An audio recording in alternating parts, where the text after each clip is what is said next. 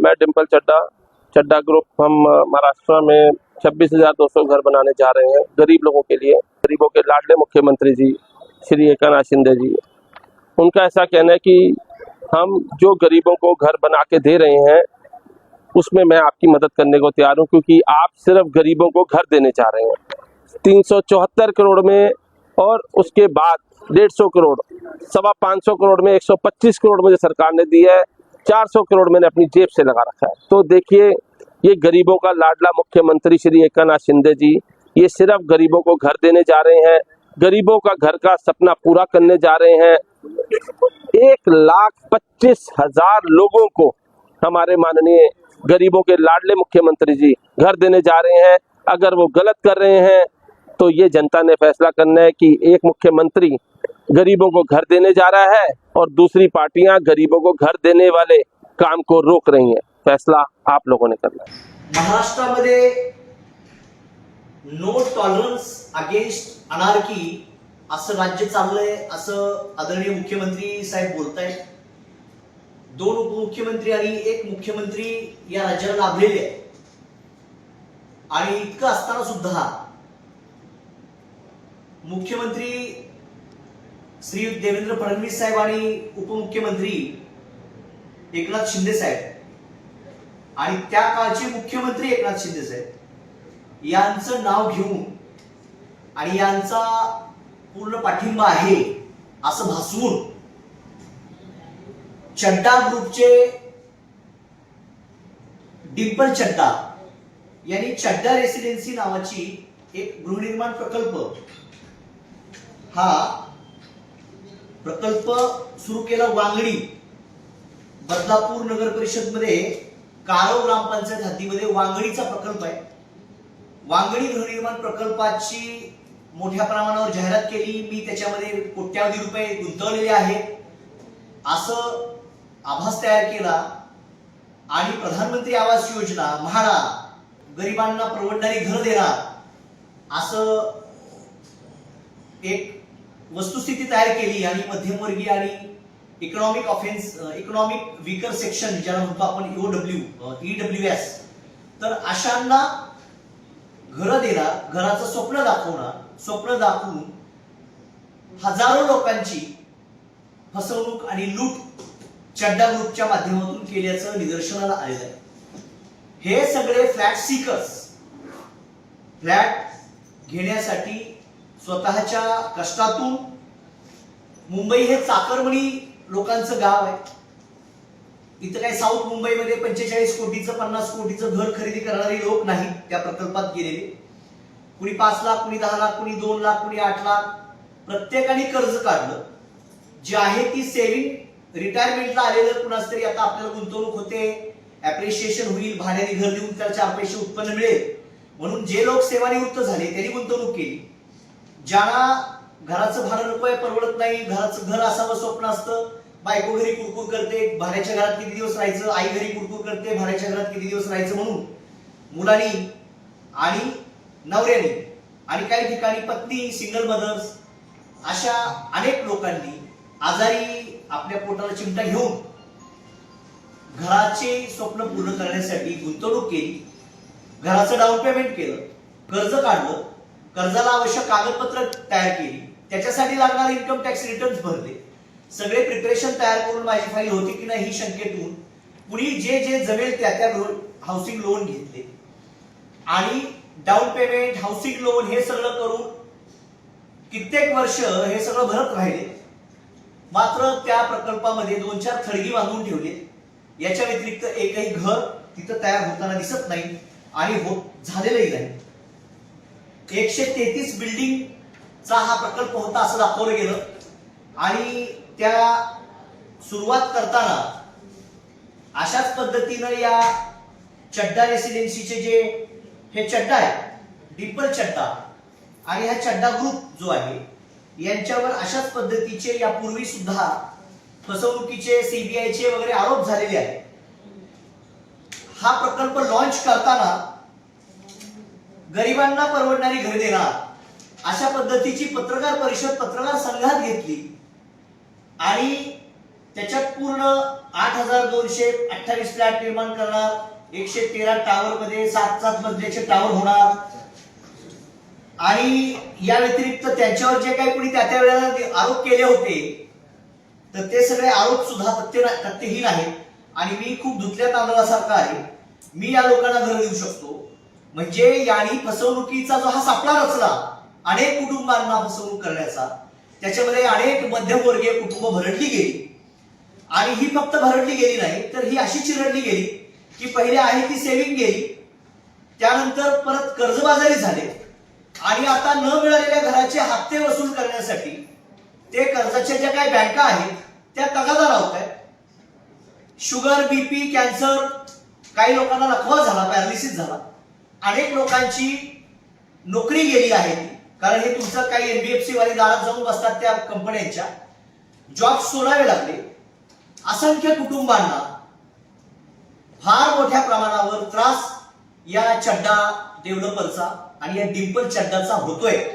हे सगळं असताना काही सदनिकाधारक म्हाडामध्ये जातात, विचारतात, कारण तुमचं म्हाडाचं चिन्ह लावून त्यांनी जाहिरात केली, म्हाडाचं चिन्ह लावून जाहिरात केली, एकनाथ शिंदे साहेबांचं नाव घेऊन जाहिरात केली, फडणवीस साहेबांचं नाव घेऊन जाहिरात केली आणि हे सगळं असताना आता त्यांना विचारायला काही लोक म्हाडामध्ये त्या दिवशी ते डिंपल चड्डा गेले होते तर म्हाडामध्ये ते गेल्यानंतर म्हाडामध्ये काही लोकांनी विचारलं तर त्यांना तिथं उद्दामपणे म्हाडाच्या आवारात हा माणूस शिव्या देतो आणि शिव्या देऊन सांगतो की तुम्ही माझं कुणीही वाकडं करू शकत नाही आणि देशातल्या सर्वोच्च नेत्यांची नावं घेतो, अमित शहा सारख्या लोकांचं नाव घेतो, मोदी साहेबांसारख्याचं नाव घेतो, फडणवीस साहेबांसारख्याचं नाव घेतो, एकनाथ शिंदे साहेबांसारख्याचं नाव घेतो.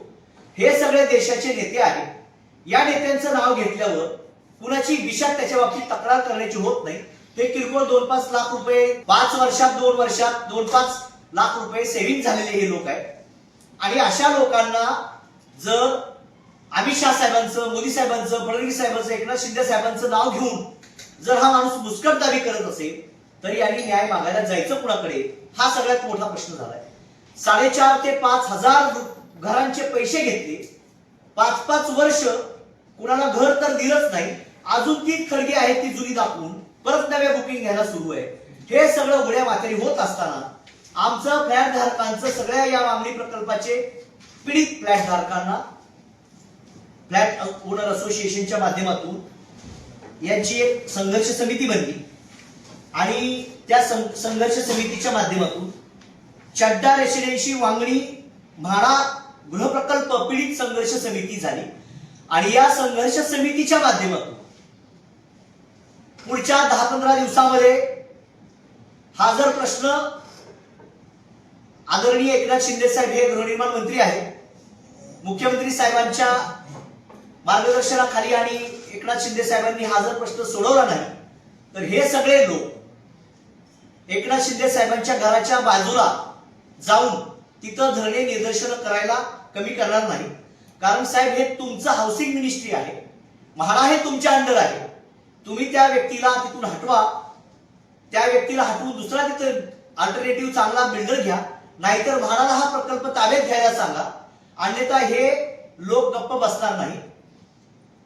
तिथं गेलं तर त्यांना तारखावर तारखा दिल्या जातात, कमिटमेंट दिली जाते, अनेक मेल केले, कुणालाही उत्तर दिलं जात नाही. हे लोक अतिशय मध्यमवर्गीय कुटुंबातील आहेत, प्रत्येकाच्या पिढ्यावर परिणाम होणार आहे. त्यामुळं माझी या सगळ्यांच्या संघर्ष समितीच्या चळवळीमधला एक घटक म्हणून माझी मुख्यमंत्री साहेबांना, गृहनिर्माण मंत्री एकनाथ शिंदे साहेबांना आणि सगळ्याच राज्यकर्त्यांना, विरोधी पक्ष नेत्यांना सुद्धा सगळ्यांनाच माझं ठामपणे अतिशय तळमळीनं माझी विनंती आहे की पुढच्या 15 दिवसात या बिल्डरला हटवून म्हाडाच्या माध्यमातून बैठक लावा, तिथं दुसरा बिल्डर अपॉइंट करा आणि त्यांच्या माध्यमातून आत्ताचे जे काय हे या सगळ्या लोकांचं जे नुकसान झालंय ते नुकसान पहिलं भरून द्या. कारण ह्या सगळ्यांचं सिबिल खराब होणार आहे. न मिळणाऱ्या घराचे पैसे दंडेलशाही करून त्या बँका वसूल करणार. बँकांचं डील वेगळी आहे, ते म्हणाले की तुमच्या याच्यावरती आम्ही कर्ज दिलंय, घर मिळतं का नाही मिळतं आम्हाला देणं गेलं नाही, तुम्ही आमच्याकडनं पैसे घेतले, आम्ही त्यांना दिले. याच्यात बँका आणि वित्तीय संस्था सुद्धा सामील आहे, कारण तुम्ही टप्प्याटप्प्याने त्याला टप्प्याटप्प्याने द्यायला पाहिजे पैसे. तुम्ही इतके पैसे काहीही प्रकल्प न होता जे दिले कसे? म्हणजे हा सगळा फार मोठा बँकिंग फ्रॉड आहे. 300 कोटीपेक्षा मोठा हा घोटाळा आहे आणि या व्यक्तीने याच्यापूर्वी अनेक घोटाळे केलेले आहेत. राजरोसपणे ठामपणे या व्यक्ती सगळ्या मोठ्या पुढाऱ्यांची नावं घेऊन उद्दामपणे उद्धट वर्तन करून या सगळ्या फ्लॅट धारकांना आणि गुंतवणूकदारांना हा जर दमदाटी करत असेल तर हा सगळा राज्यकर्त्यांच्या नाकर्तेपणाचा एकतर हा एक उदाहरण आहे. आणि राज्यकर्त्यांनी याच्याकडून काय दिलं घेतलं की काय? राज्यकर्त्यांना इलेक्शनला याच्याकडून फंड येतो का? किंवा राज्यकर्ते याच्याकडे का दुर्लक्ष करतायत? हा सगळ्यात मोठा प्रश्न आहे. त्यामुळं माझी तळमळीनं सगळ्या फ्लॅट धारकांच्या वतीने एकच विनंती आहे की आपण पुढच्या 15 दिवसामध्ये हा बिल्डर हटवा, याच्यावरती कारवाई करा, फौजदारी कारवाई करा, दिवाणी करा, तुम्ही काय कराल ते करा. मात्र या सगळ्या फ्लॅट धारकांना न्याय मिळाला पाहिजे. जर यांना 15 दिवसात न्याय मिळाला नाही तर हे सगळेच एकत्रितपणे आझाद मैदानात हजारोंच्या संख्येनं मुलाबाळांसह उपस्थित राहतील आणि या आंदोलन करण्यामुळे अनेक लोकांच्या घराचं नुकसान होणार आहे. बँकांची कर्ज, बँकांचे थकलेले हप्ते, त्याच्यामुळे सिबिल झालेलं खराब, त्यामुळे दुसरं कर्ज मिळत नाही. कित्येक लोकांच्या बायका सोडून गेल्या, कित्येक लोकांची उपचाराला पैसे राहिले नाही, कित्येक लोकांना लकवा झाला, शुगर, बीपी, कॅन्सर, अनेक रोगांनी पीडित लोक आहेत. पीडित असणारे लोक त्या प्रकल्प कुठे आहेत ते सुद्धा बघायला जाऊ शकत नाही. अशी भयावह परिस्थिती आहे. या सगळ्या परिस्थितीकडे आदरणीय मुख्यमंत्री फडणवीस साहेब, आदरणीय दोन्ही उपमुख्यमंत्री आणि गृहनिर्माण मंत्री एकनाथ शिंदे साहेबांनी लक्ष द्यावं ही सगळ्यांच्या वतीनं तळमळीची विनंती आहे. यासाठी जी काही चड्डा रेसिडेन्सी वांगडी म्हाडा गृह प्रकल्प पीडित संघर्ष समिती झालेली आहे, या संघर्ष समितीला कॅप्शन मध्ये आणि बाकी आपल्या या टॅम्पलेट वरती आम्ही नंबर दिलाय. त्या नंबरवरती सर्वांनी आपले अर्ज, साधा अग्रीमेंट आणि साधं मेसेज पाठवावे आणि त्याच्यावरती आपल्या पावत्या पाठवाव्या.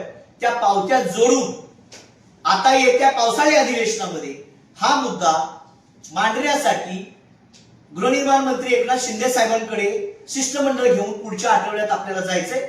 त्यामुळे 2 दिवसात 4 दिवसात सगळ्यांनी स्क्रीनवर जो दिलेला मोबाईल नंबर आहे, व्हॉट्सअप नंबर आहे, त्याच्यावरती सर्वांनी आपापले डॉक्युमेंट आणि आपापली काही व्यथा आहे ती मांडावी. थोडक्यात सगळ्यांचे अर्ज एकनाथ शिंदे साहेबांकडे जाऊन घेऊन त्या संघर्ष समितीच्या माध्यमातून हा प्रश्न सौजन्यपूर्ण कसा तोडगा काढता येईल ते बघूया. राज्य सरकारने जर याच्यावरती तोडगा काढला नाही, आमचा दावा गृहनिर्माण मंत्र्यांकडे आहे. गृहनिर्माण मंत्री एकनाथ शिंदे साहेबांनी हा प्रश्न सोडवावा आणि ते सोडवतील अशी आमची अपेक्षा आहे. त्यामुळे आम्ही त्यांची शिष्टमंडळाच्या वतीने भेट घ्यायची ठरवली आहे. त्यामुळे सगळ्यांनी या संघर्ष समितीत सहभागी व्हा. कोण कुणाच्या माध्यमातून, कोण कुणीकडे तरी काहीतरी गट करतं, कुणाच्या तरी माध्यमातून काय करतं ते काय करू नका. सगळे एकत्रित या. कोण रत्नागिरीला बसलाय, कोण नाशिकला आहे, कोण पुण्यात आहे, कोण मुंबईत आहे, कोण मुंबई सेंट्रलला आहे, कोण घाटकोपरला आहे. कुणीही कुठेही येण्याची आवश्यकता, कुठेही जाण्याची आवश्यकता नाही. स्क्रीनवर दिलेला व्हॉट्सअप नंबर आहे, त्यावर फक्त तुमचे कागदपत्र पाठवा, मोबाईल नंबर पाठवा.